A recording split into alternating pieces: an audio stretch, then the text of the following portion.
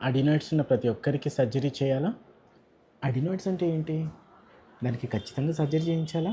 ఇలాంటి డౌట్స్ మీకు కూడా ఉన్నాయా? మీ పిల్లలు అడినాయిడ్స్‌తో బాధపడుతున్నారా? అయితే ఈ వీడియో ఖచ్చితంగా మీకోసమే. పిల్లల్లో ముక్కు నుంచి గాలి తీసుకుంటున్నప్పుడు ఫ్రీగా గాలి ఆడకపోయినా కానీ, లేదు నోటితో గాలి తీసుకుంటున్నారు, నిద్రలో గురక పెడుతున్నారు, తరచూ ఇయర్ పెయిన్ అని కంప్లెయింట్ చేస్తున్నారు, చెవి నుంచి చీము లేదా వాటర్ లాంటిది కారుతా ఉంది, లేదా కొంచెం పళ్ళు అనేవి కొంచెం ప్రాపర్‌గా లేవు, కొంచెం ఫేస్ గ్రోత్ అనేది కరెక్ట్‌గా లేదు, కొంచెం పిల్లలు డల్‌గా ఉంటున్నారు, తరచూ జలుబవుతుంది అండ్ జలుబు త్వరగా తగ్గట్లేదు.